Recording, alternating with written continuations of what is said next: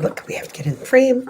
We're live. We're live. Look at that. The magic has worked today. Good morning. Wow, it did work right away. And for that, I'm learning. I learned something Yeah. last week in doing this. I did. So we're learning every day. Thank you for joining us. We'll give you just a minute to jump on the stream, as it were. Yep. This is now Bridge to a Better World. I'm Ani. I'm Teresa.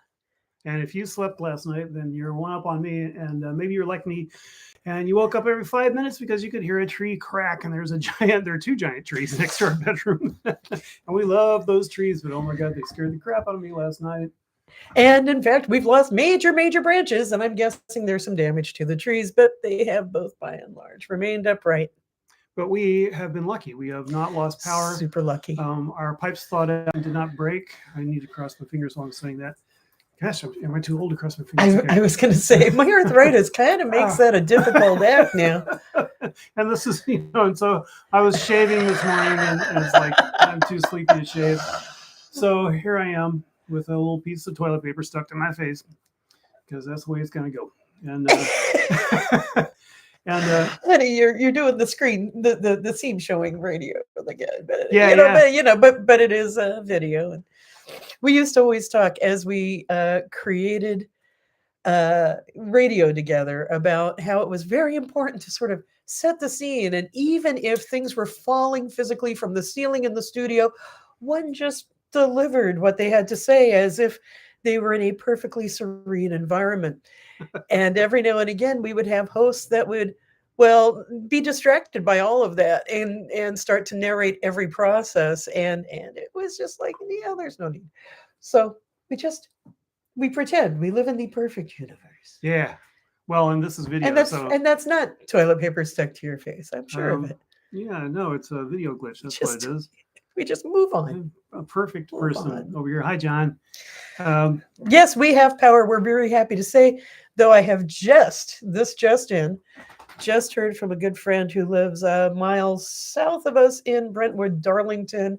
Their power just went out moments ago. So things are still happening. I received a call moments before we started the stream saying that my medical appointments for this morning have been canceled because technicians have not been able to make it to work. And I don't know what to say. This is the end of the first week, right? It started last Friday in the evening. And in my memory, this is the longest winter storm Portland's had. I'm trying to think, like 2008, that went on for some days. 2017 went on for some days, but I don't remember it being a week. Yeah, it's of sub-zero, mostly freezy, windy.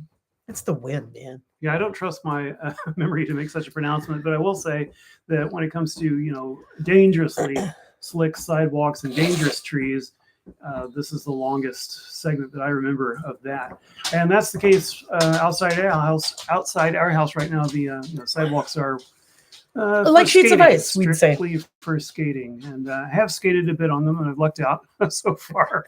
That would be unintentionally skating on me.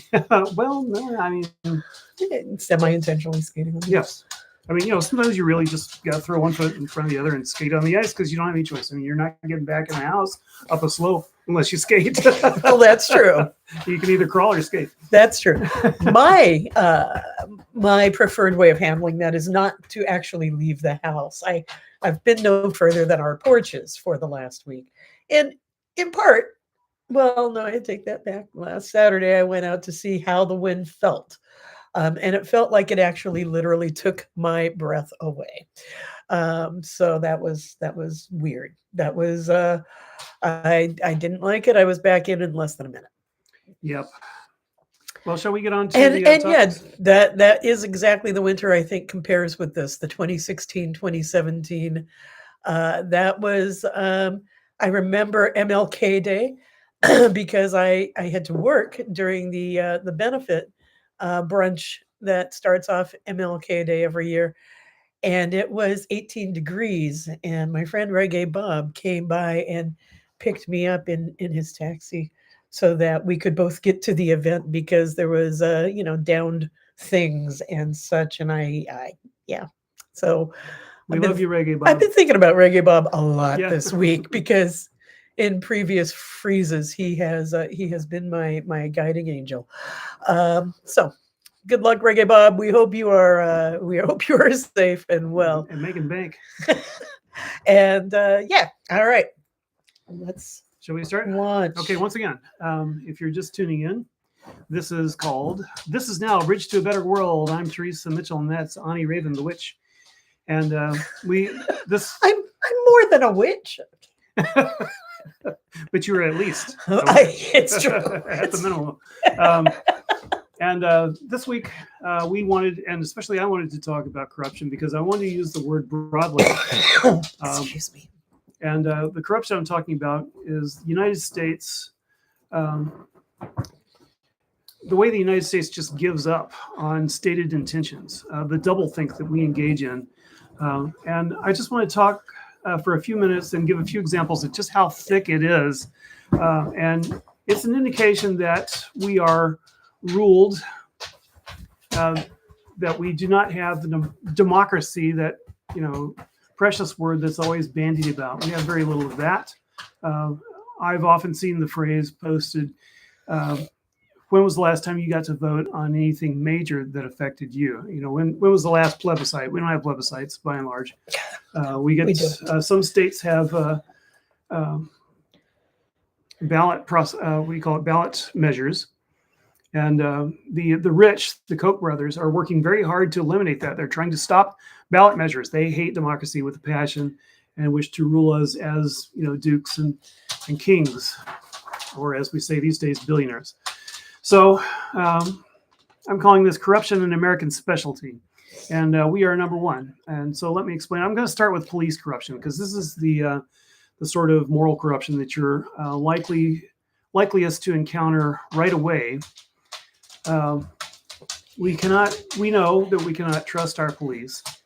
On the other hand, we can absolutely trust our police to do what the white hegemony demands that they do, which is to suppress everyone else who isn't like them. And when I say white, in that case, I'm being overbroad, and I mean cis, male, Christian, heterosexual authority.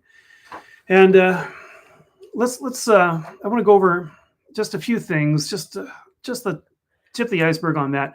I was thinking about the Chicago torture cell. That's something of the last decade. It was something that was acknowledged in a call to reparations by Chicago City Council, who issued a document that you can still find online. And I looked at it thinking, they actually paid back some of the cash that would most effectively help people in this, American economic system where cash where money takes the place of the titles, the dukes and lords. No, not a cent, but tuition for school and training, that sort of thing. I won't say it's meaningless, but it wasn't cash. And so I think the word reparations is a bit overused. The Chicago Police Department tortured people and had a special place to take them. It was something that was coordinated by many Chicago police and was covered over by the rest of the Chicago police. And that is the familiar pattern that we see, that we have police departments across the nation that are little fraternities set apart to themselves. They will forgive each other for anything and everything. They will have the local courts locked up. They will have the local prosecutors locked up. In this town, they have the city council terrified of them and the mayor. And they hold tremendous power. Well, and if you cross them, they start coming out with deliberate hate campaigns against you. If you are a city official, I'm going to refer back to Joanne Hardesty's issues with the police department shortly before the election, where they had a bogus claim that she had been a hit and run driver. They just made something up. Absolutely. And it turned out that, in fact, they did make something up, but no one was ever, there was no one kept accountable for that act, shall we say. That on top of the way they scoff at the federal mandate that they cease to brutally murder and assault people suffering mental breakdowns should get them all fired. And if it doesn't get them all fired, then it should get them all replaced, pensioned off and replaced. And speaking of Joanne Hardesty, the one effective replacement that we have had for them in a tiny little experiment is being pushed back now by a city council member whose name escapes me right now. Rene Gonzalez. Thank you, Rene Gonzalez, who seems to yes. he seems to be the local Trumpian attitude of just going back to pre-Enlightenment ideas. So. I mean, that's what they want. This is what the so-called it is. I would say it is a pre-Enlightenment sort of take on Enlightenment. Things.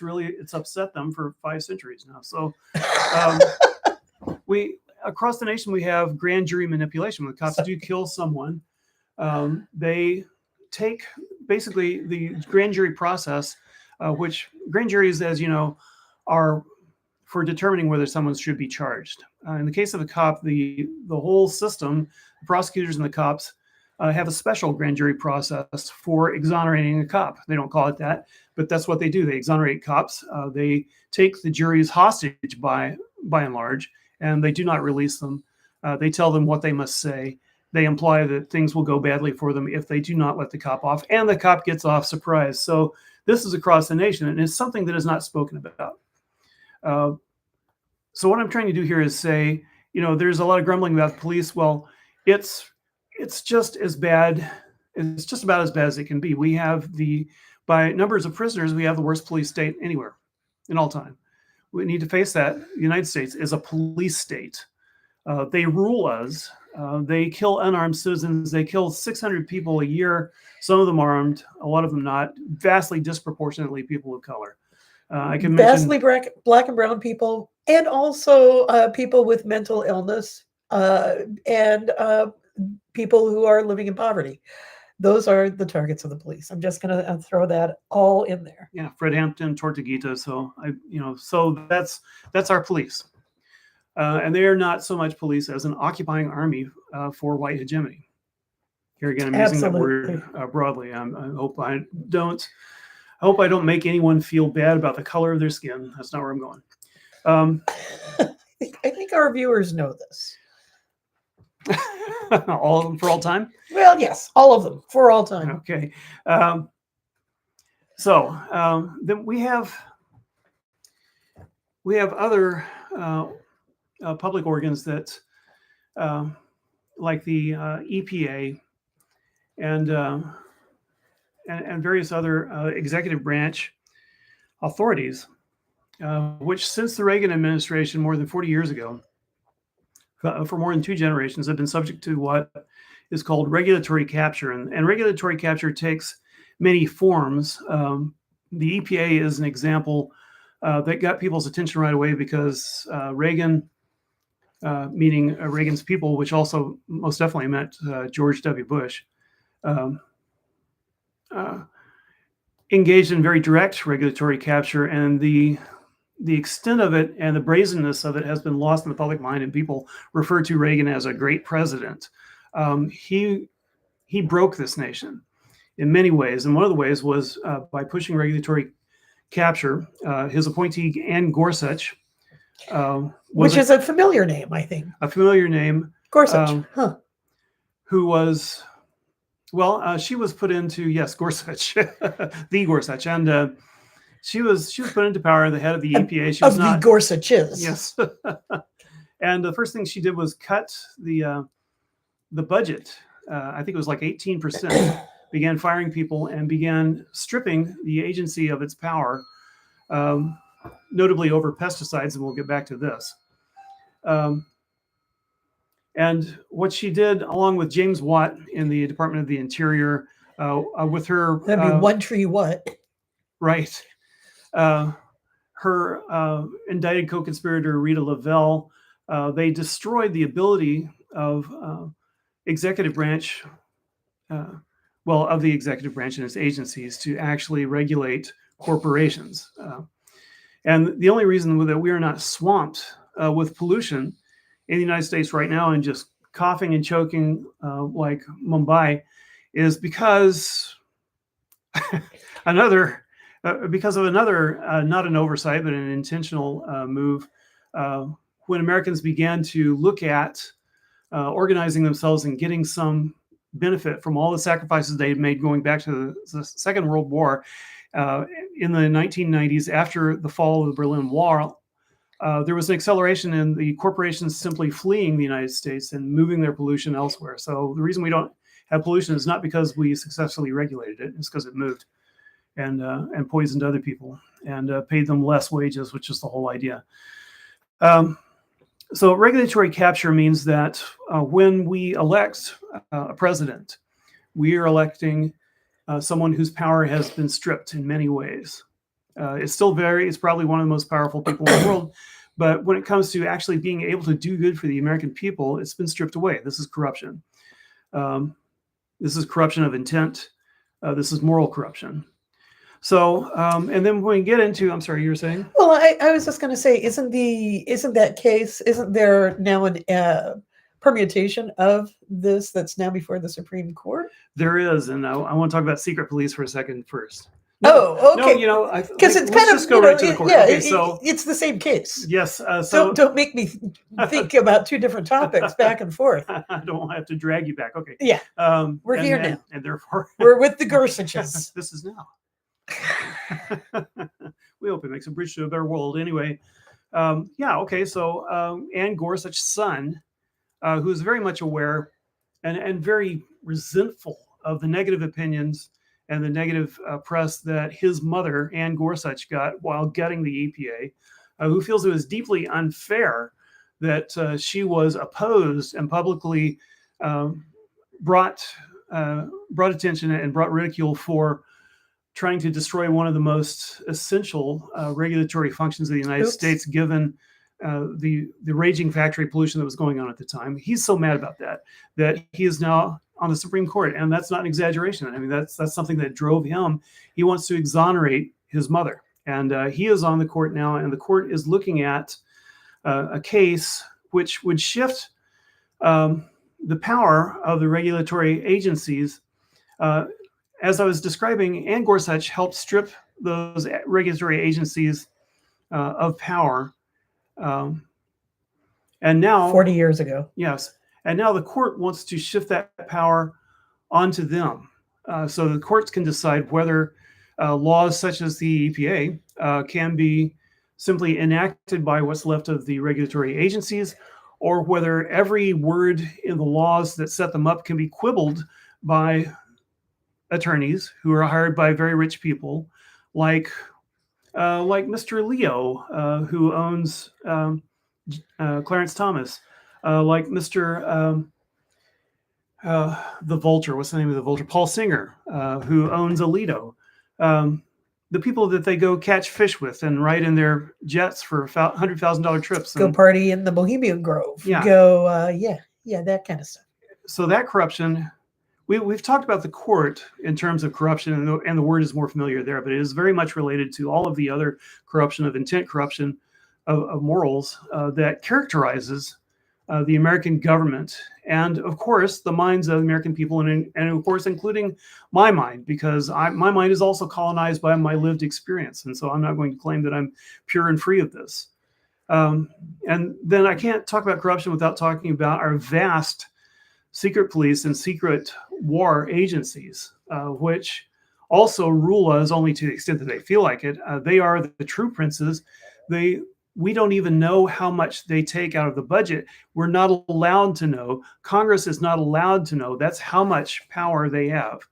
They have a black budget. It runs to the tens or hundreds of billions.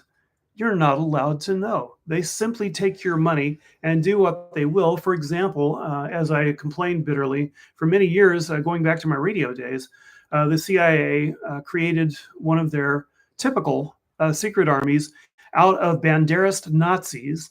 And I don't care how mad the Ukrainians get about getting this mentioned, out of Banderist Nazis who wore swastikas and loved Hitler, and got those people arms and training and put them on the border of Donetsk and Luhansk and rained artillery shells onto innocent people for years, so that, I mean, as it works out, so that Putin had an excuse to invade Ukraine. Of course, Putin didn't just try to stop the artillery shells. He tried to just take Ukraine. So I'm not going to make an excuse for Putin. But I am going to say that when they talk about being provoked, I'm sorry, the videotapes, there's years of videotapes of the worst kind of provocations. And those people are horrible. And it doesn't apply much to the conflict as it is right now, because that was ever just a tiny section of Ukrainian society. And frankly, a huge portion of those people are dead because they were in the vanguard and the Russians mutilated them. So we have this going on, and we don't even get to know how much we're paying for it. The CIA has done this sort of thing going back to Guatemala, Iran, Greece, going back to its inception. Yes, Brazil. I mean, it's just astonishing how many countries' lives have been lost or cheapened by CIA secret armies. And so Argentina, yes. And we have I'll just say the Federal Bureau of Intimidation, because they have a huge section of political intimidation. They are more that in terms of funding than they are actually useful police. For example, when I talk about the 600 odd graves, it's not 215 graves, it's 600 something graves in Jackson, Mississippi, that are behind the police station that are of mostly people of color. The FBI has announced nothing. They haven't, no agency has come forth to say, we will, not the Justice Department. Yeah, we will move in and stop this, what is obviously the murder of people of color without due process of law, without any sort of accountability. Hundreds of unmarked graves. How bad does it have to get? How bad does it have to get? Circling back to the police. And then there's the Pentagon, which has failed six audits. And since I've given all these other characteristics of corruption, I'll just say six audits, nearly $1 trillion budget.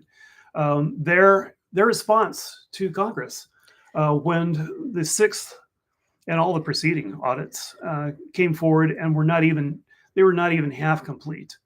The Pentagon's responses to chuckle. They literally chuckled during the meetings. Their response to when are you going to pass the audit is, fuck you, we have the weaponry. So this is where we live.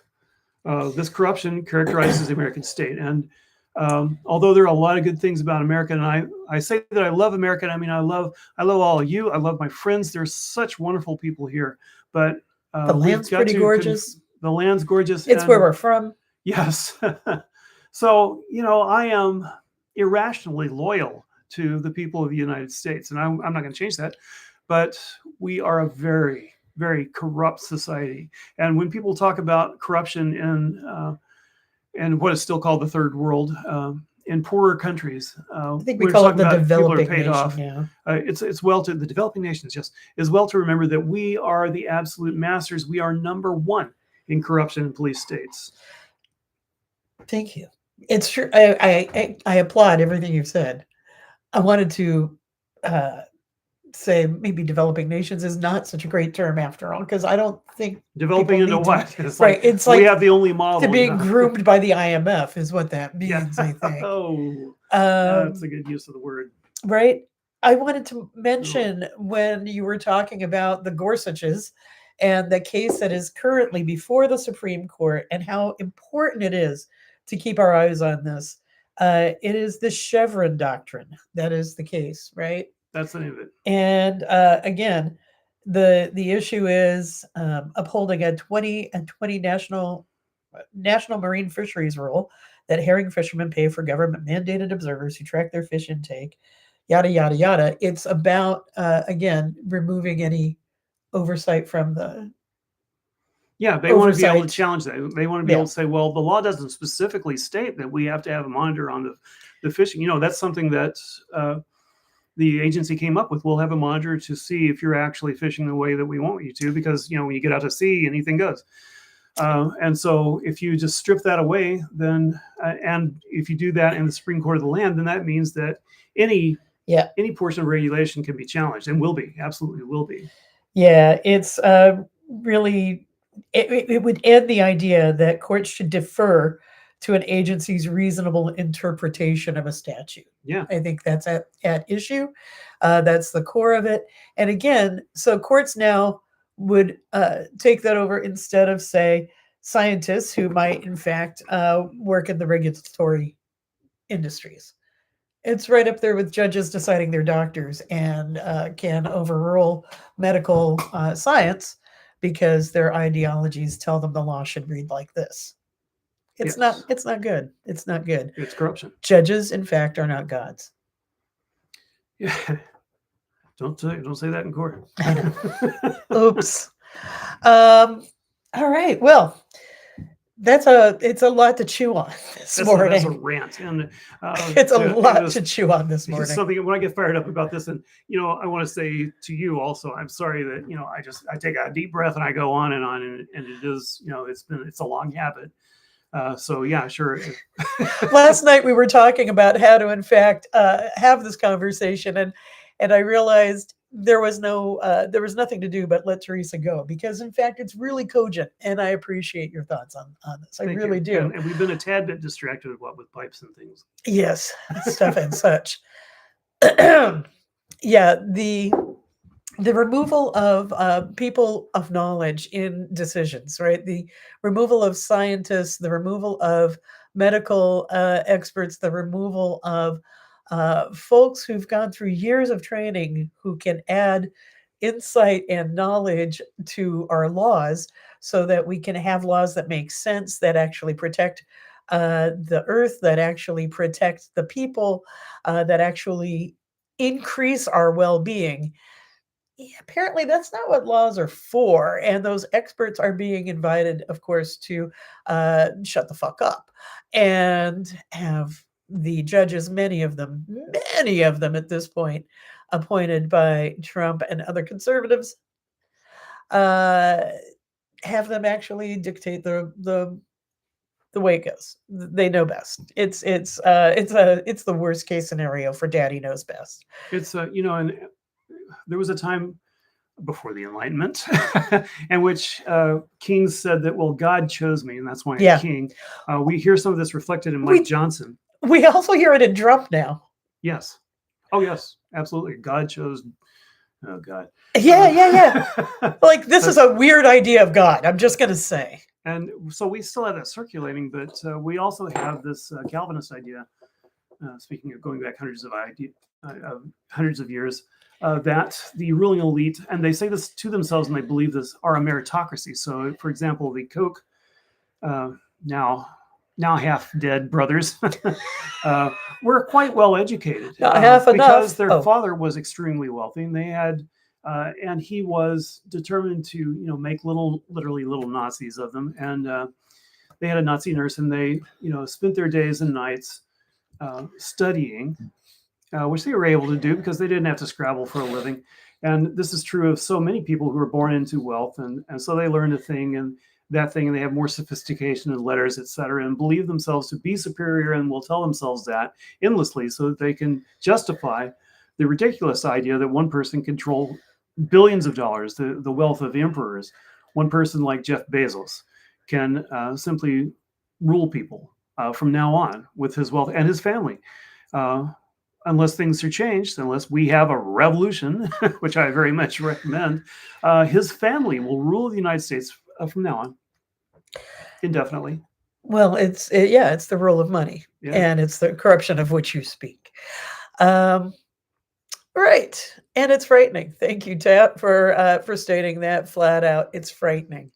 I think this week I have admitted to being frightened by so many things. The storm, the international situation, the national situation. It's been a week of coming to terms with fear and what to do about it.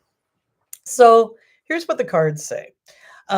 Before I jump straight into the cards, I do want to say we are heading into Imbolc in just about 3 weeks at this point.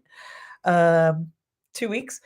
will be at the day of initiation, the day that we once again sort of cleanse ourselves and dive into our future, sort of rededicating ourselves to our tasks, to our goals, to what we hold sacred, and I don't think it's too early to start thinking about that right about now. And this is also sort of the message of the cards. So, um, what we have here is the Six of Swords, the Four of Pentacles inversed, and the Star card.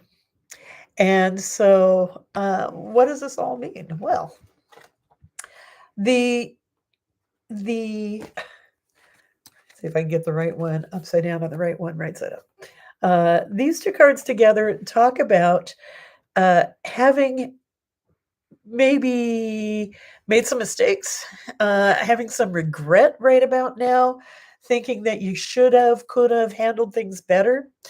And what the overall message is, forgive yourself. It's time to just sort of take stock and realize you are doing the best you can.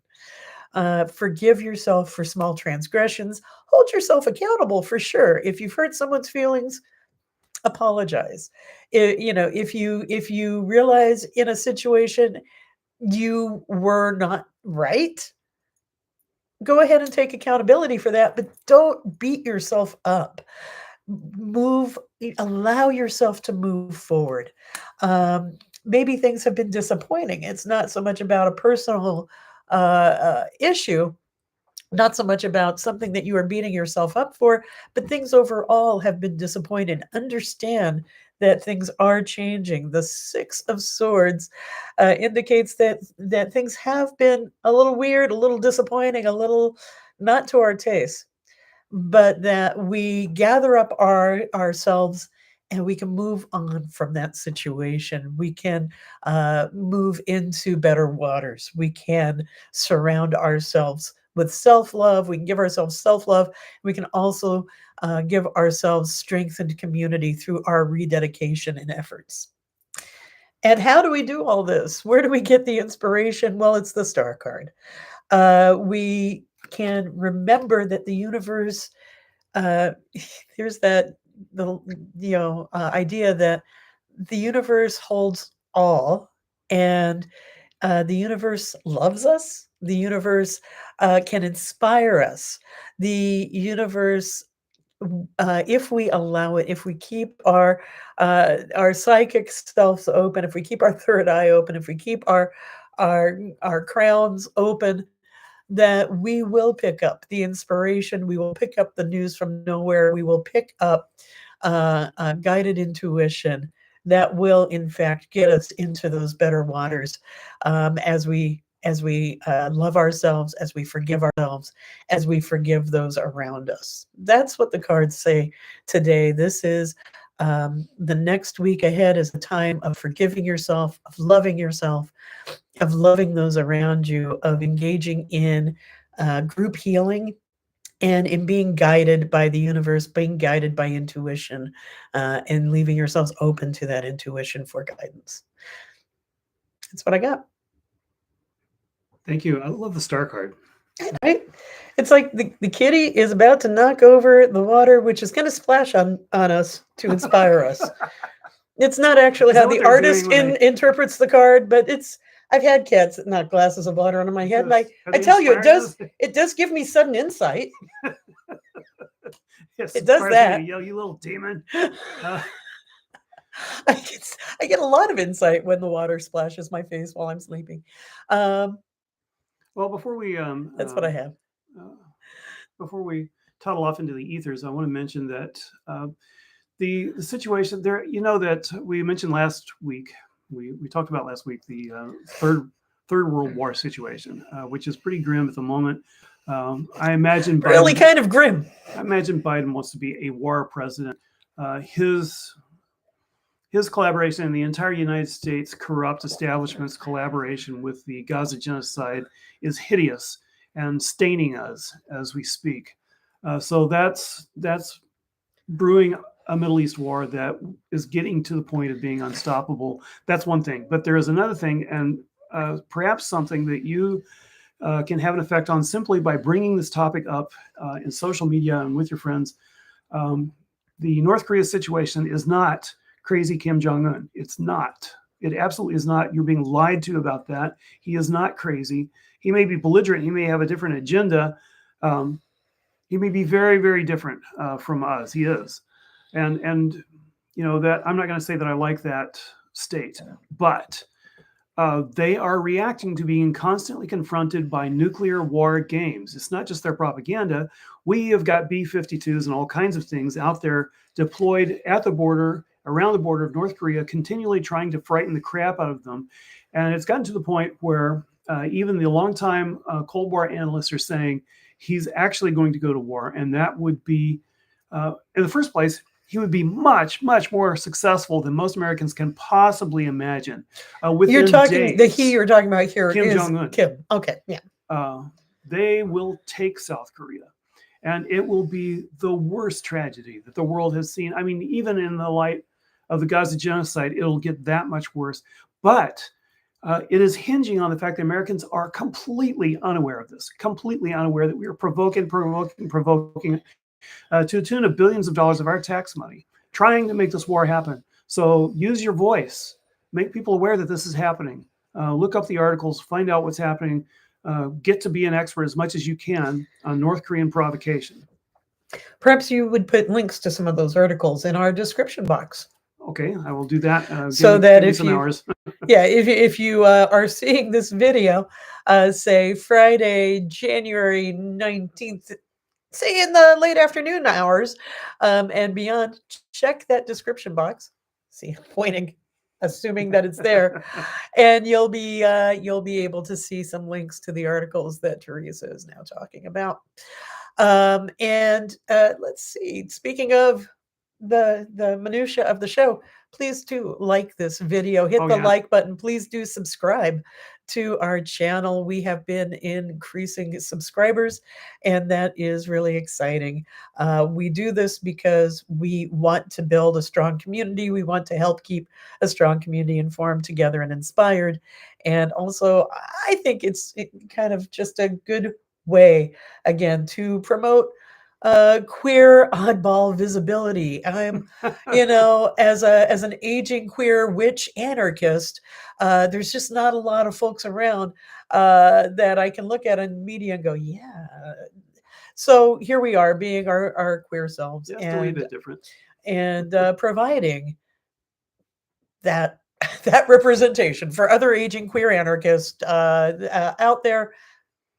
We see you. We salute you. We love you.